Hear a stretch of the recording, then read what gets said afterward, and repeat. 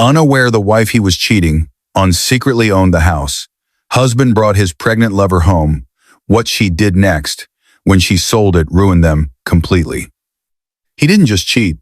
He walked his pregnant lover up to the front door of the house his wife's mother died paying off, suitcase in hand, and told his wife to adjust.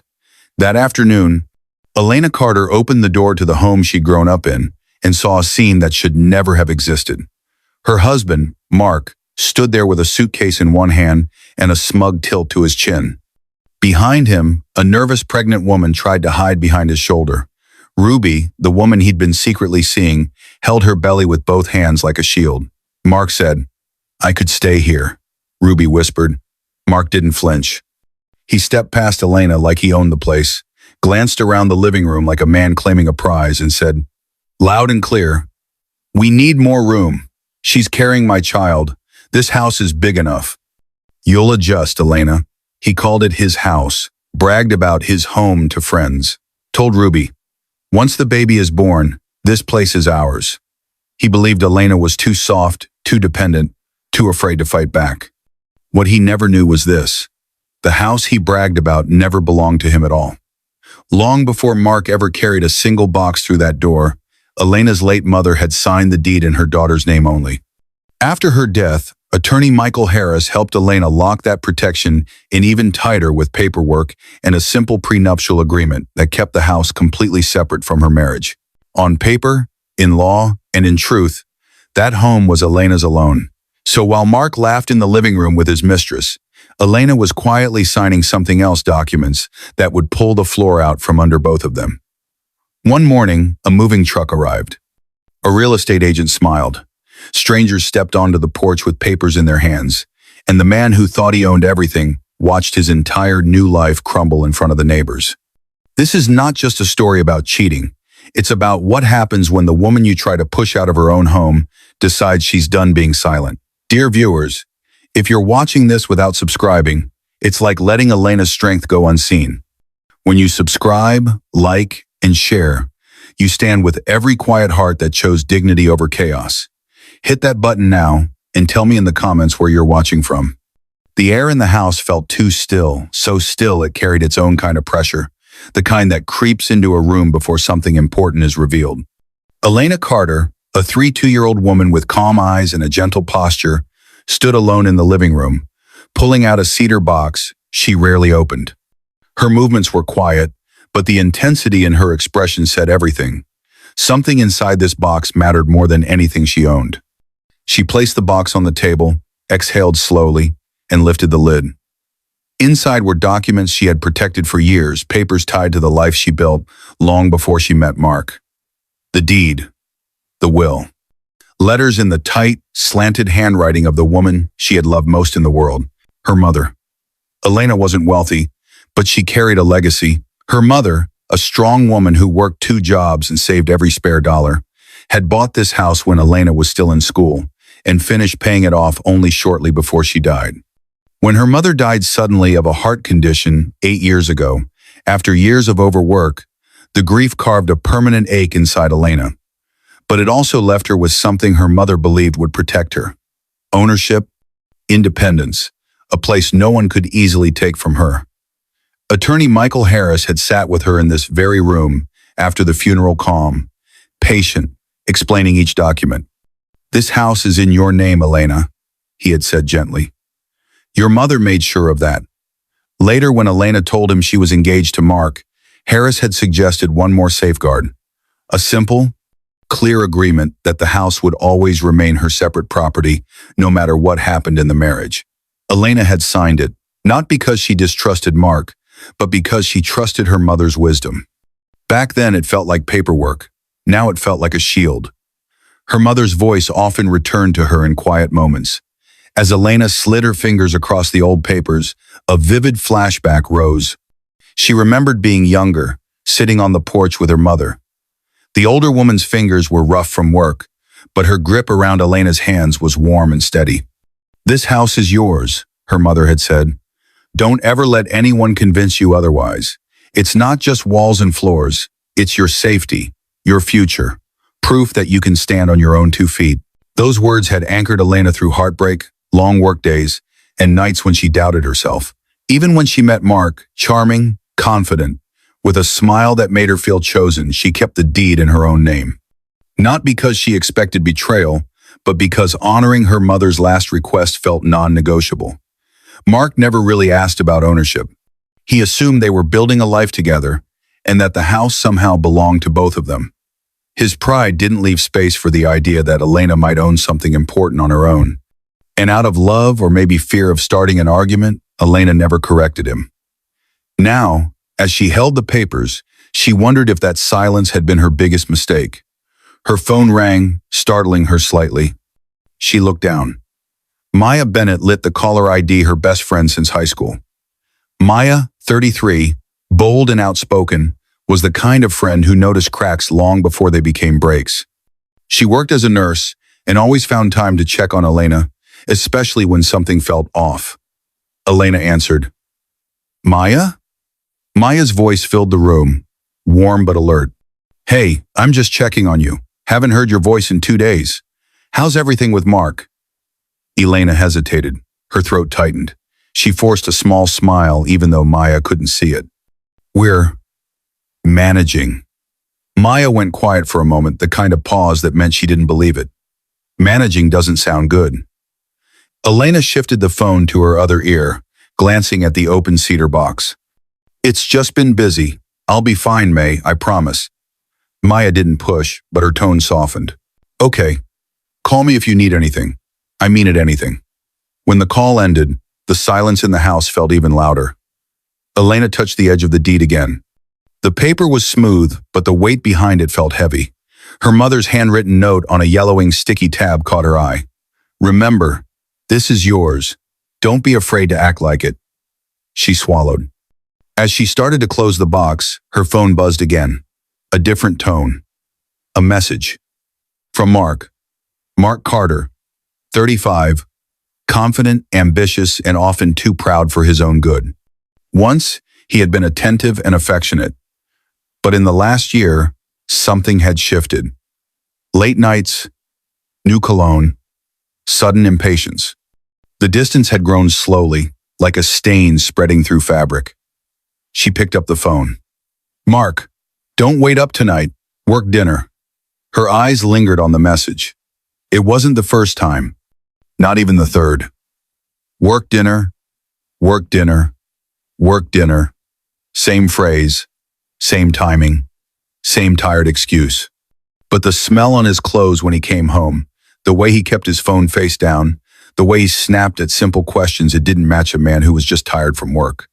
A cold, thin line of suspicion slid through her chest. Elena set the phone face down on the table. The house felt like it was holding its breath with her. She should have known then. The dinners weren't about work. But the first visible crack wouldn't come from Mark. It would come from someone outside the house. The front door slammed hard enough to rattle the picture frames. Elena's heart jumped. Mark strode in with fast, heavy steps, his shoulders tight, jaw clenched. Even before he spoke, she smelled it, the faint, sweet scent of a woman's perfume that wasn't hers. The intensity hit like a blow. Mark Carter, usually composed in public and proud to a fault, looked irritated, almost resentful, as if coming home was an inconvenience. He tossed his keys on the counter with more force than necessary and rubbed the back of his neck like someone wrestling guilt instead of stress. Elena walked toward him slowly, keeping her voice soft. Long night? He shot her a sharp look. Yeah, obviously. Why do you sound like that? Like what? She asked. Like you're checking up on me, he snapped. It was a work dinner. You know how it is. His tone was defensive, not tired. The words said work, but his eyes flicked away, and his body held something else. Fear. Her thoughts swirled. Why is he so angry? Why does he smell like that? Why can't he look at me? But she didn't push. Not yet. He brushed past her, muttering something about needing a shower. As he walked down the hallway, she watched the tension in his shoulders, the way he hunched over his phone, the way he moved like he was trying to get away from her without making it obvious. The cracks were still small, but they were there. The next morning at work, the atmosphere felt different. Elena worked in a quiet administrative office. People usually move calmly between desks. Printers hummed softly, and the loudest sound on most days was a phone ringing. Today, there was a subtle hum beneath the calm like whispers that stopped when someone entered the room. As she sorted files at her desk, Nadia Hall approached late 20s, thoughtful eyes, and a gentle way of speaking that made people feel safe. Nadia glanced around to make sure no one else was close before leaning in. "Elena," she whispered, "do you have a second?" Unease brushed over Elena's skin. "Sure." Nadia lowered her voice further. "I wasn't sure if I should tell you. I even tried to convince myself I was wrong. But yesterday, when I left the clinic building after dropping off some forms, I saw Mark." Elena tried to keep her voice light. "He sometimes picks me up if he's nearby." Nadia shook her head. "He wasn't with you. He was outside the medical offices down the street, and he wasn't alone." Everything inside Elena went still. Nadia continued carefully, choosing each word. "He was standing very close to a woman. She was pregnant. They looked familiar, like they were there together. Not for business. A pregnant woman. Medical offices.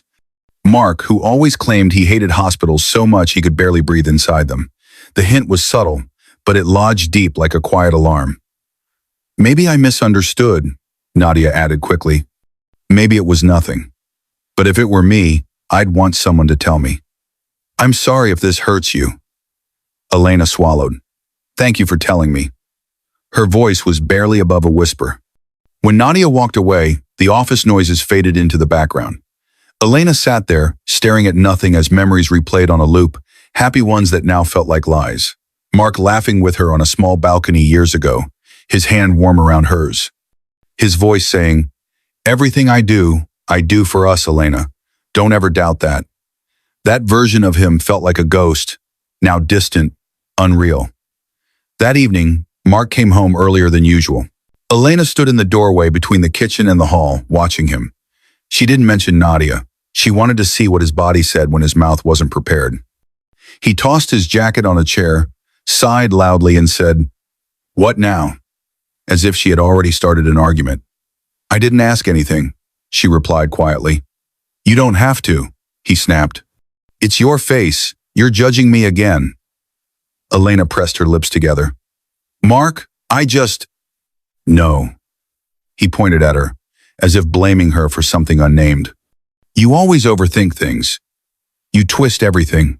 You're being paranoid." The gaslighting slid over her like cold water. A louder crack. She didn't respond.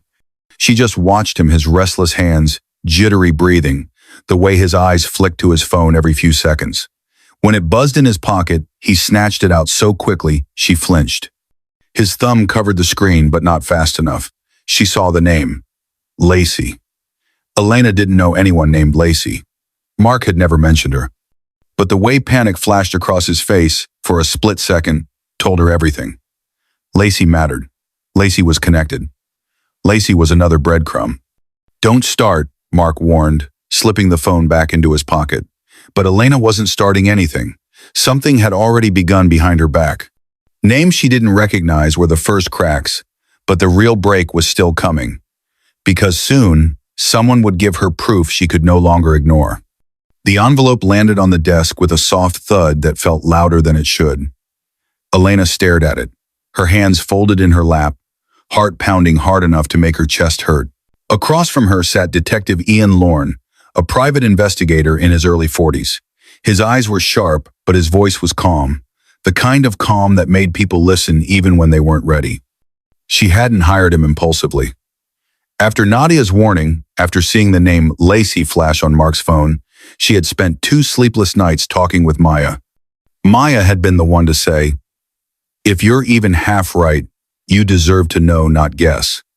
Lorne had come recommended by a nurse at Maya's hospital, someone whose sister had used him in a custody case. Discreet, effective, quiet. Now he sat in Harris's small conference room, the blinds closed, the world outside shut out. "Mrs. Carter," Lorne said softly, "everything you asked me to look into is in here." Elena's fingers trembled as she reached for the envelope. A part of her wanted to push it away, to keep pretending nothing was wrong. But pretending had already cost her too much. She opened it. The first photograph froze her in place. There was Mark, her husband, standing outside a medical building that matched Nadia's description. Beside him was a woman Elena had never seen before up close, but instantly recognized from the way Nadia described her. Soft features, long hair, a clear baby bump beneath her dress.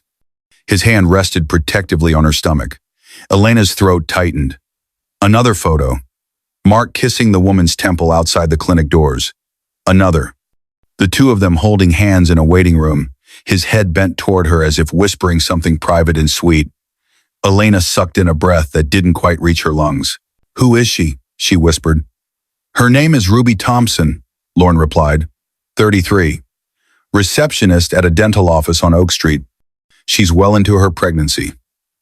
He paused, then added carefully, "She and your husband have been seeing each other for about 8 months. He's attended every prenatal appointment I could verify. 8 months, 5 months pregnant, work dinners. The math lined up too perfectly. A memory slammed into her Mark years ago, saying after visiting his father in the hospital, "You know I hate hospitals, Elena. I can barely breathe in those places." But here he was, relaxed, smiling, holding another woman's stomach in a clinic he once swore he couldn't stand. Her voice scratched its way out. "Is that his child?" "All evidence points that way," Lorne said gently. "He introduces himself as the father. Staff know them as a couple." The air in the room felt thinner. Elena pressed a hand to her mouth, forcing back a sob. Tears burned her eyes, but she blinked them away. She didn't want to break in front of a stranger, not yet. Lorne watched her without judging, giving her space. "I know this is a lot to process."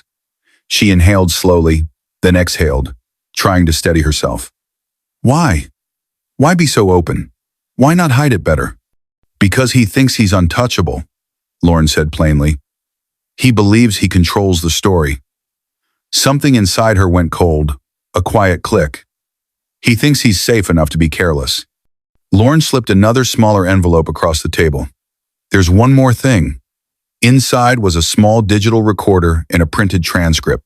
"I did some audio surveillance outside the clinic," he explained. "This is from a conversation your husband had in the parking lot. I compared the voice to samples you gave me. It's him." Elena pressed the play button. Mark's voice filled the small room, relaxed, confident, almost smug. "Once the baby's here, I'll move Ruby into my house. Elena will just have to deal with it." My house. The words sliced deeper than the photos. He wasn't just betraying her as a wife.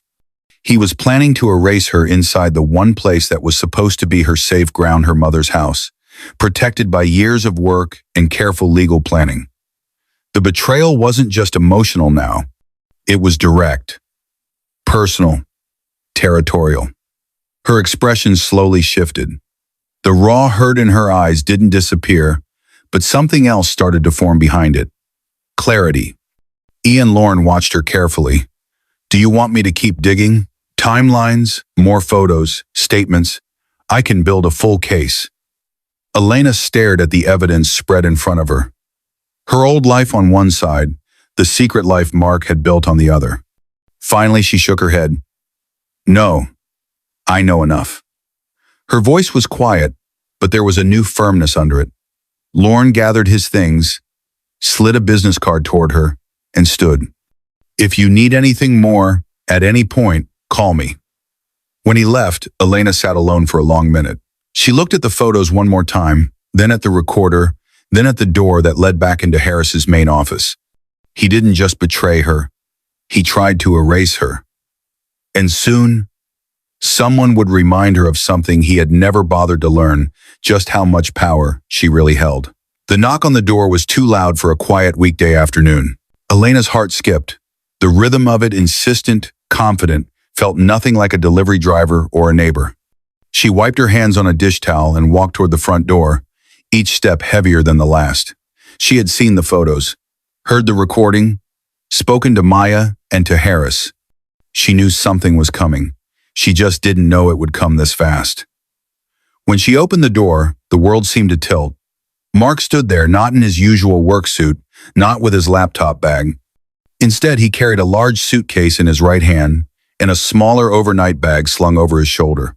And beside him, half hidden behind his arm, was Ruby, the woman from the photos, the woman from the clinic, the woman carrying his child. Ruby Thompson, 33, looked smaller in person than she had in the pictures. She wore comfortable maternity clothes and clutched her belly protectively, as if the baby could feel the tension in the air. Her eyes darted between Mark and Elena, looking for safety. She tried to smile, but it wobbled. "Hi," Ruby whispered. Mark said, "I could stay here, just until we figure things out."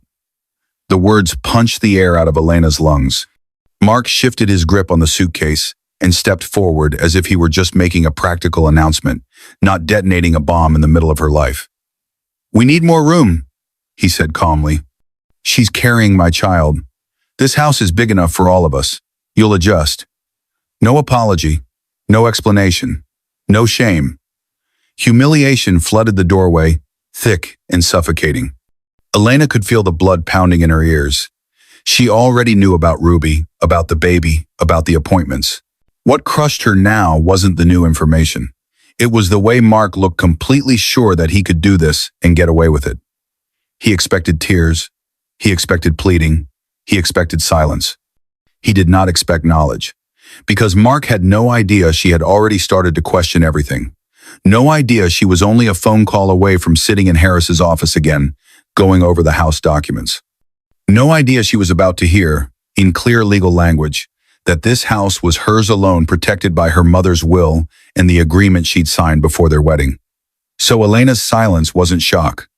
It was strategy. Mark misread it completely. He brushed past her without waiting for permission, dragging the suitcase inside like a flag he was planting.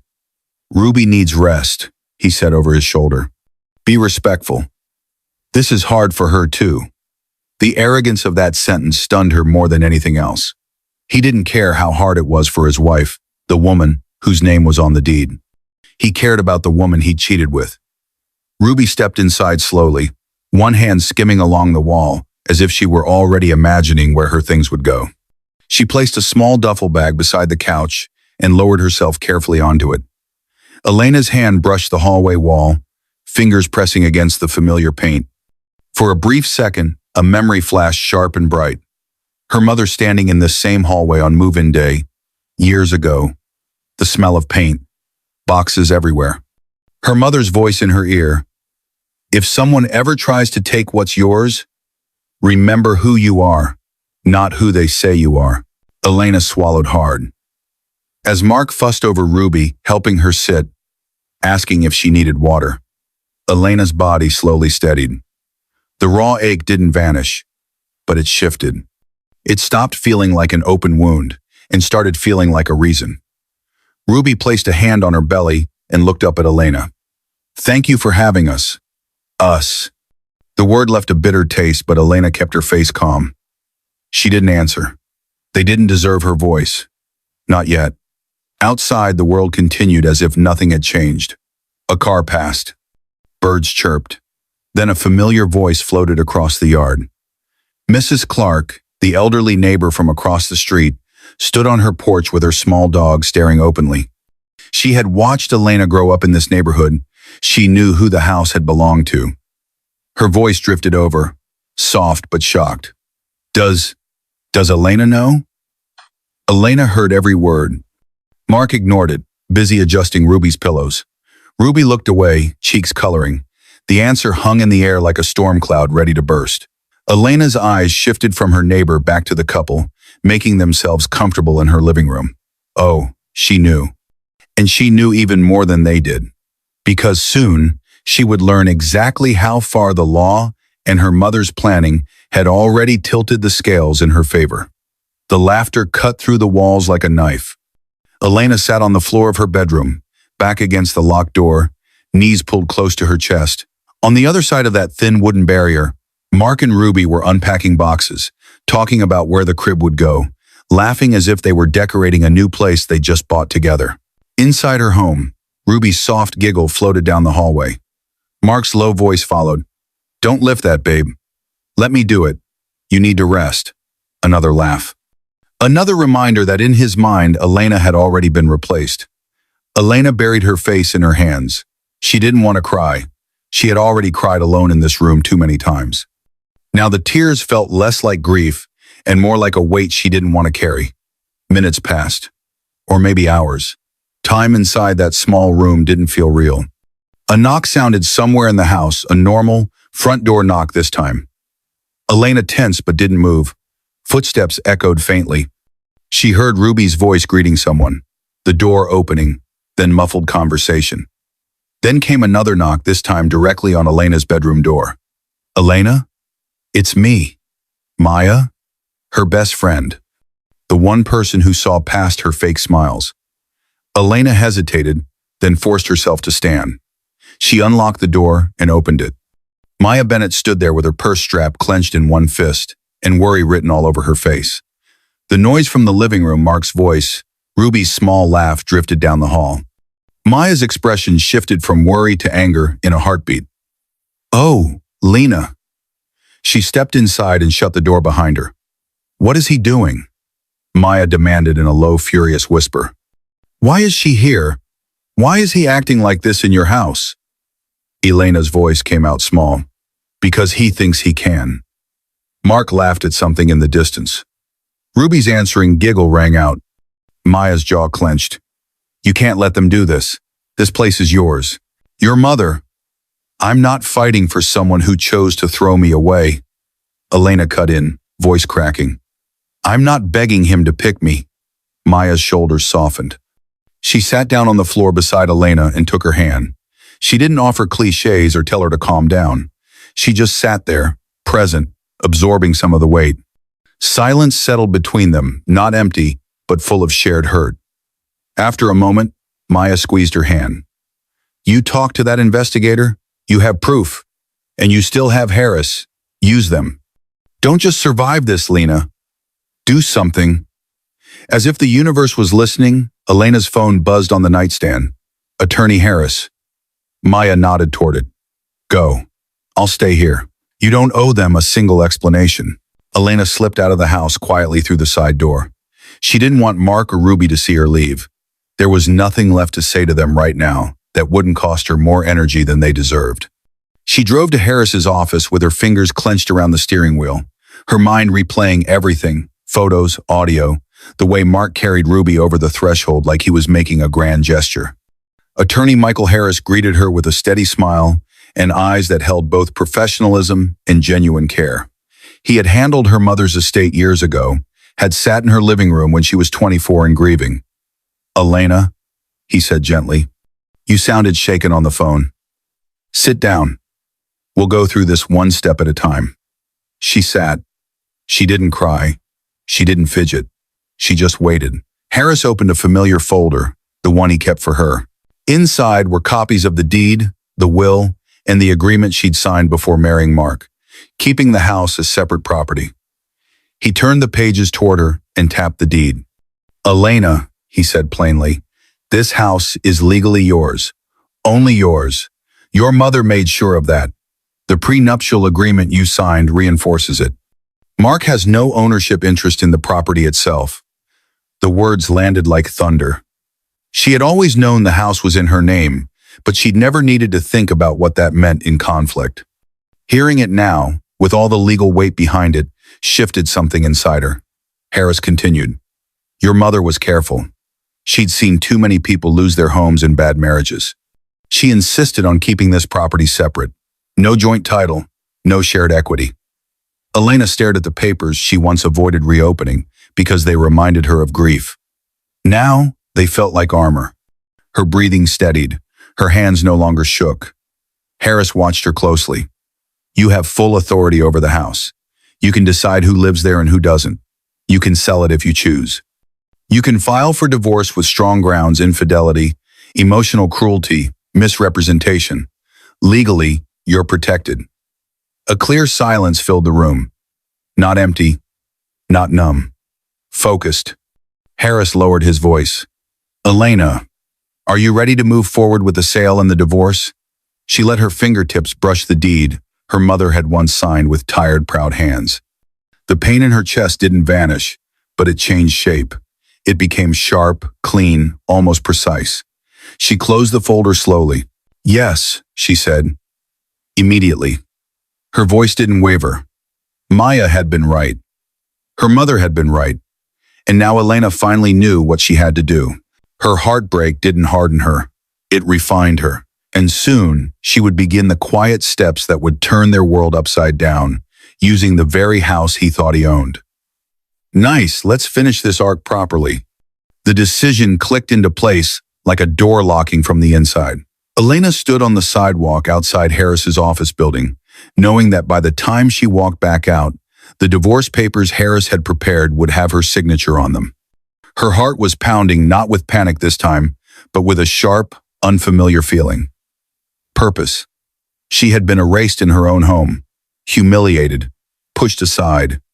Now she wasn't walking away from her life. She was reclaiming it. Inside the building, the elevator chimed softly. When the doors opened, Mr. Henry Keller stood in the lobby waiting early 50s, neat suit, calm professionalism. Harris had introduced them briefly over the phone the night before. "Elena?" Keller asked, offering a warm handshake.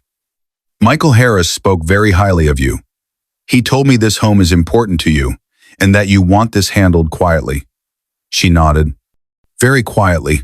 I don't want my husband knowing anything until it's done." Keller gave a small understanding smile. "Discretion is part of the job. Let's go see the property." They arrived at the house 20 minutes later. Mark's car was parked in the driveway. Elena's stomach tightened. Keller noticed but didn't press. "We don't have to walk every room if that's difficult," he said gently. "I just need enough to evaluate condition and value."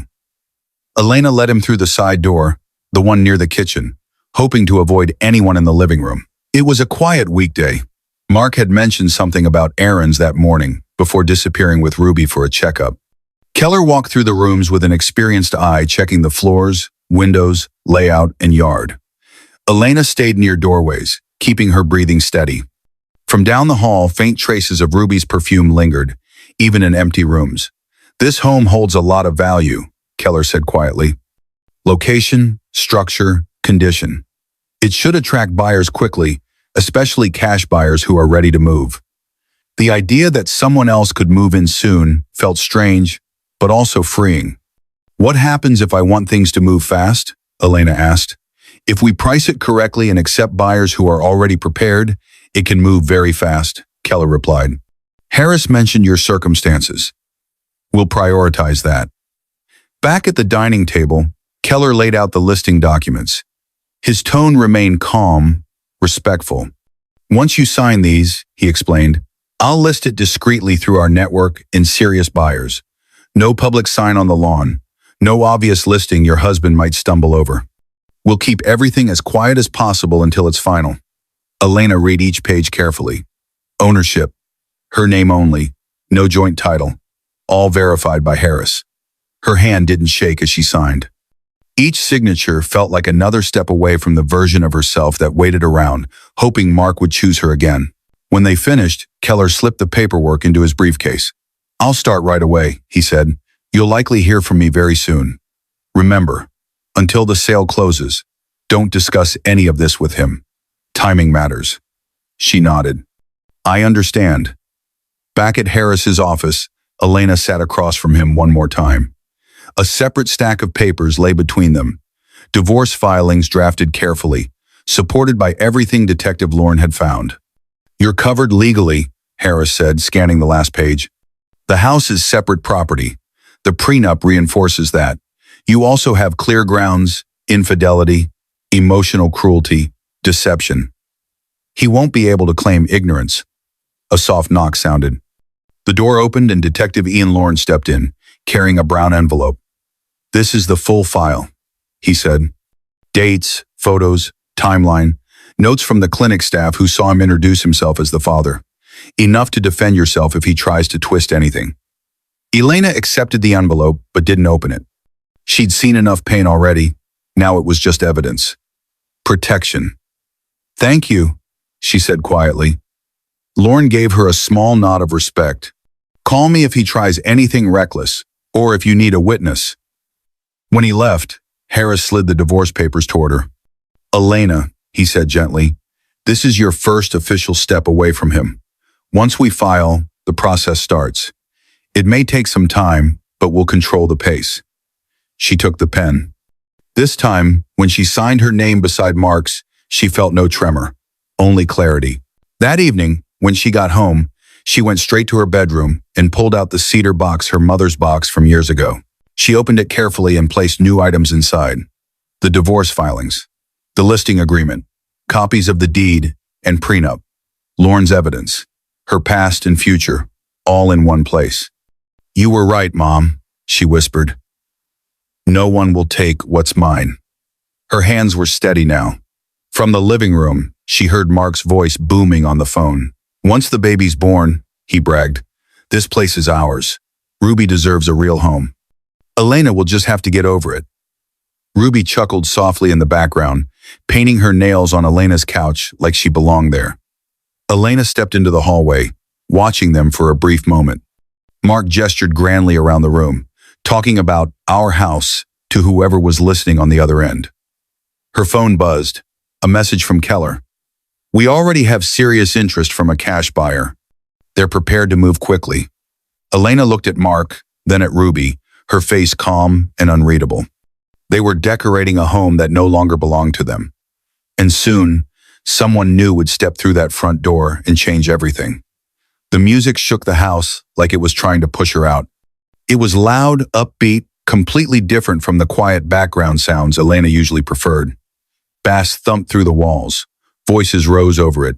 Glasses clinked. Elena stood at the top of the hallway stairs, half hidden in shadow, watching a scene that felt like a bad dream.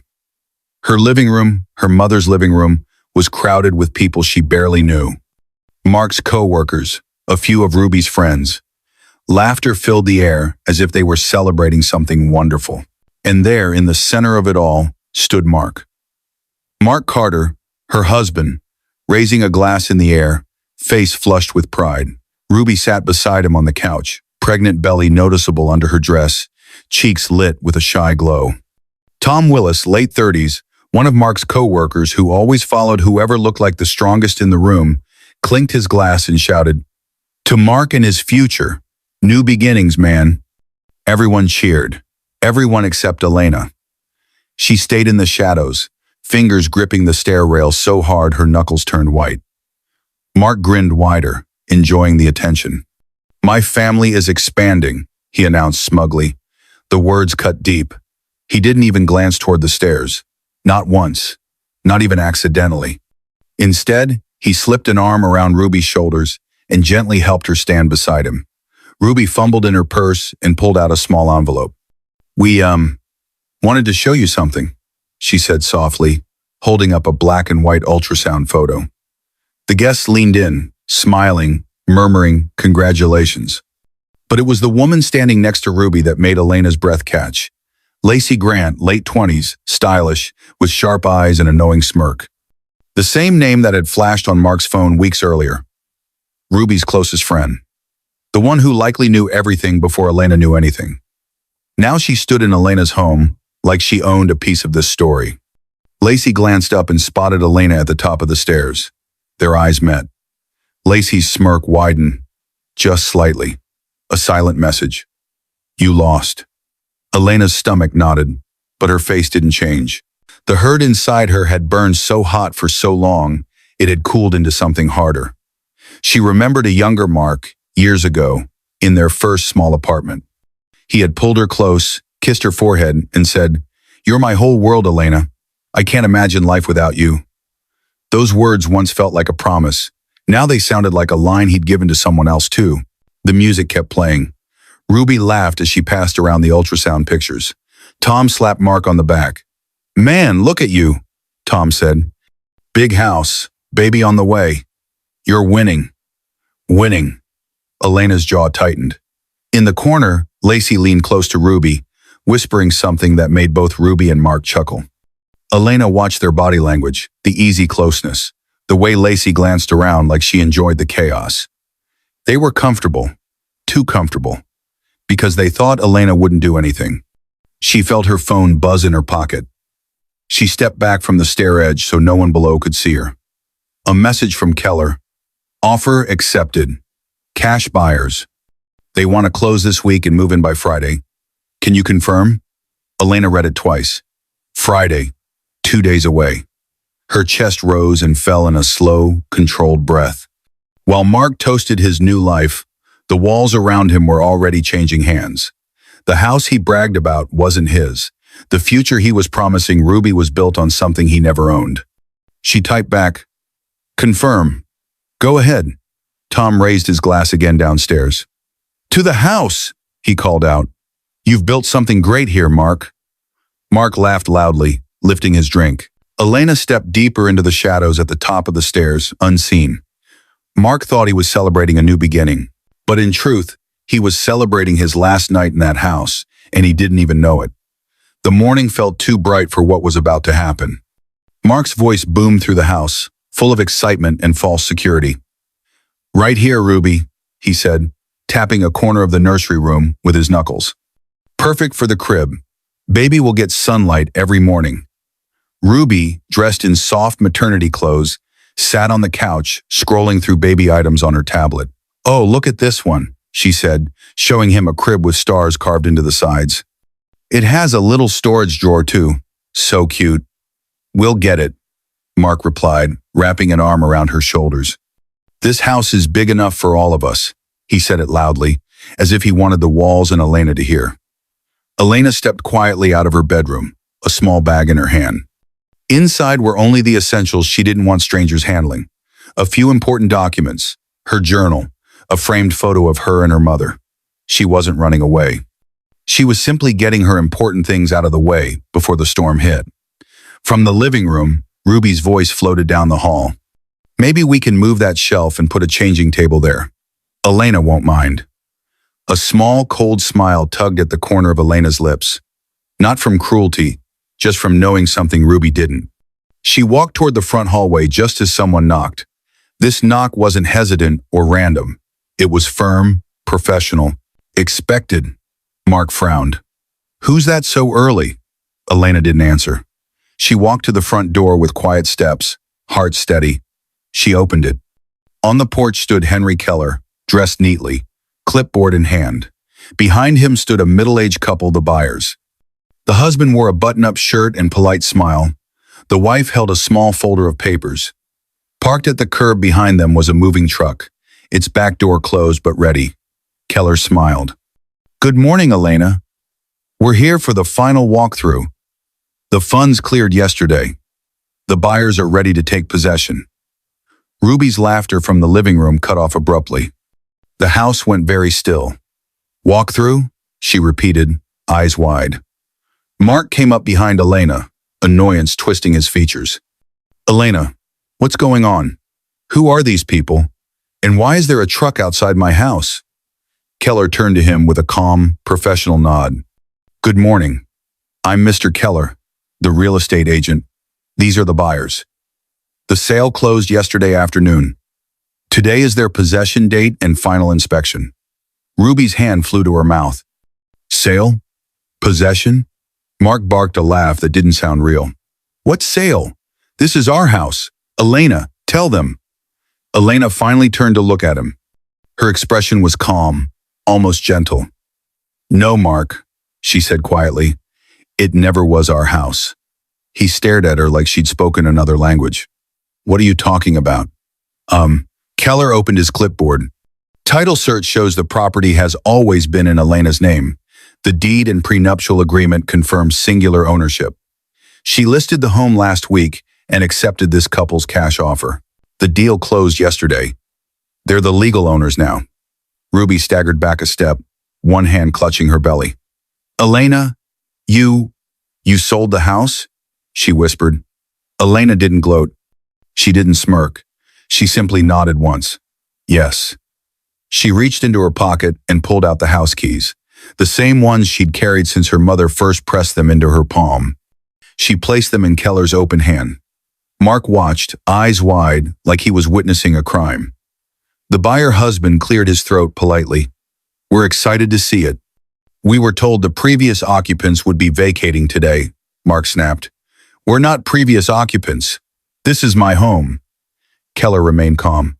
Legally, sir, it is not. You are listed nowhere on the title or the loan. Your wife had full authority to sell. You are, in legal terms, a guest. Her silence became the loudest justice. Mark stepped in front of the doorway, arms spread wide, blocking the buyers. His voice rose with panic. No one is coming in here. I live here. My family lives here. You can't just throw us out. Keller glanced past him toward the driveway. Standing there was a uniformed sheriff's deputy, hands folded calmly in front of him. Harris had suggested having one present when the buyers took possession, just in case Mark reacted badly.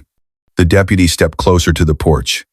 Sir, if this is a legal transfer of property, you need to step aside and allow the new owner's entry. If there's a dispute, it can be handled in court, but you can't block them today.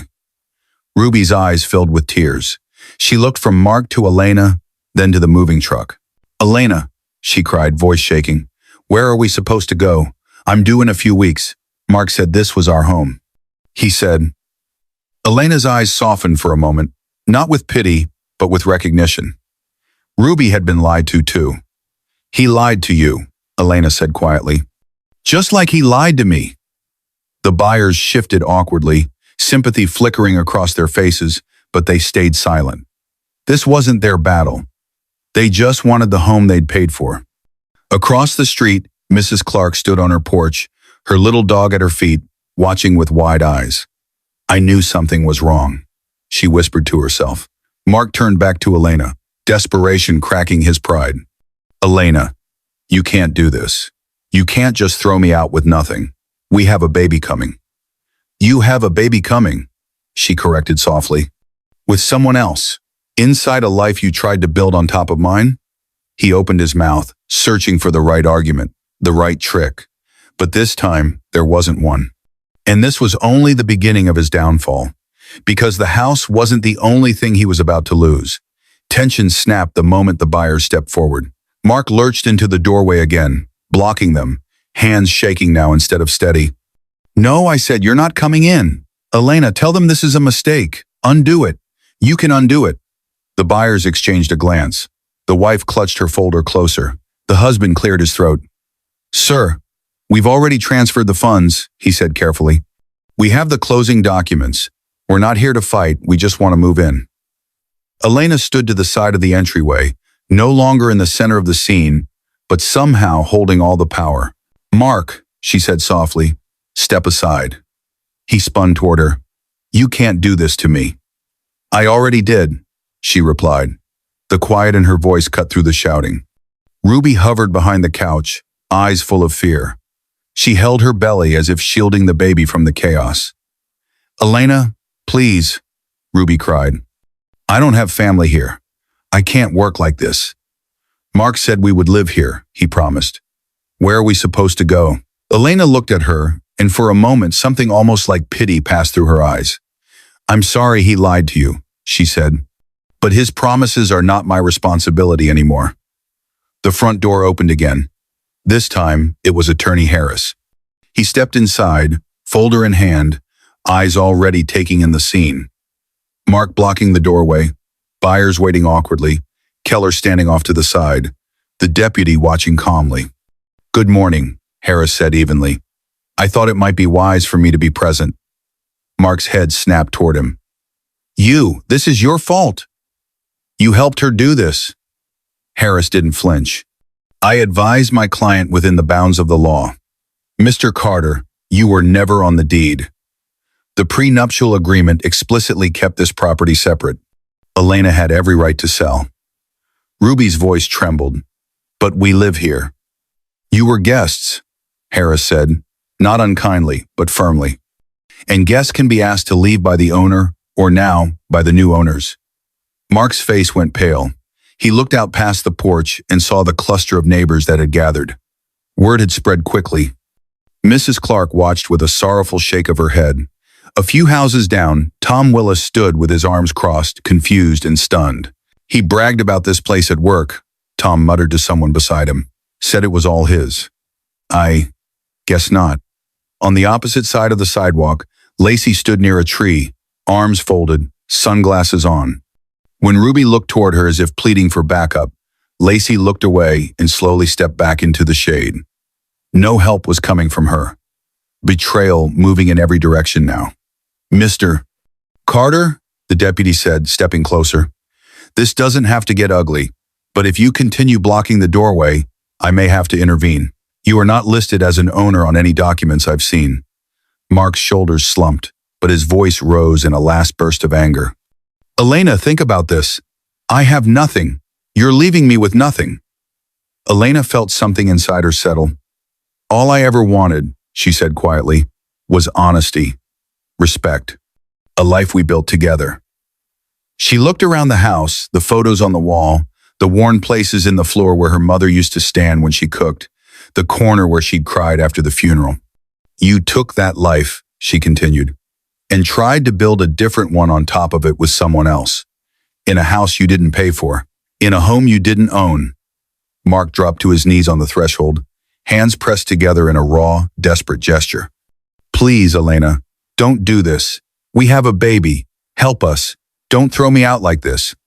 Elena's eyes glistened, but no tears fell. "You threw me out long before today," she said, "when you decided I was just an obstacle to your new life." A hush fell over the yard. Even the neighbors stopped whispering. Behind her, Keller cleared his throat gently. "Elena, the buyers would like to complete their walkthrough today. They're on a tight schedule." She nodded without looking away from Mark. "You should go pack what's yours," she said to him, quickly. The deputy stepped forward and placed a hand lightly on Mark's shoulder. "You need to move, sir." Slowly, as if pulled up by invisible strings, Mark stood. His legs looked unsteady. He stepped back from the doorway. The buyers walked inside, looking around carefully, not gloating, not smiling, just examining the rooms they'd bought. It was no longer a home for Elena. It was a transaction. Ruby sobbed quietly as she grabbed her bag. "Where will we go?" she whispered to Mark. He didn't have an answer. They shuffled back and forth from the house to the driveway, carrying suitcases and plastic bags instead of neatly packed boxes. Ruby wiped at her face with the back of her hand while trying not to jostle her belly. Every trip across the yard felt heavier than the last. Neighbors watched, some with pity, some with silent judgment. The story had written itself in their eyes. The man who bragged. The woman he betrayed. The house he never really owned. By the time Mark carried out the last bag, his pride looked as beaten as his posture. He paused at the edge of the sidewalk and turned back to Elena one more time. "This isn't over," he said, voice hoarse. "You'll regret this. You can't just erase me."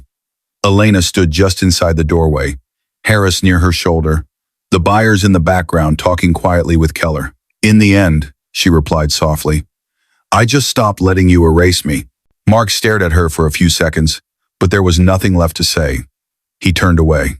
He and Ruby walked down the street, not even getting into a car yet, just moving forward because standing still in front of all those watching eyes was worse. In the end, the house didn't ruin him. His own choices did. And now, with the house gone and the lies exposed, one final step remained for Elena, closing the last door that still tied her to him. The door to the new place closed with a soft, firm click. No shouting, no heavy footsteps, no laughter that cut her in half. Just quiet. Elena stood in the middle of her small new apartment, heart beating fast from the move and from something else she hadn't felt in a long time. Peace. Sunlight poured through the wide window, stretching across clean wooden floors and plain white walls. There were no old photos on these walls yet, no memories burned into corners. Just empty space waiting to be filled on her terms. It had been a few months since the day at the house. The sale had gone through. The buyers had settled in. The legal process had moved forward, not overnight, but steadily. Papers filed, responses received, hearings set and passed. Every step folded Mark further into her past.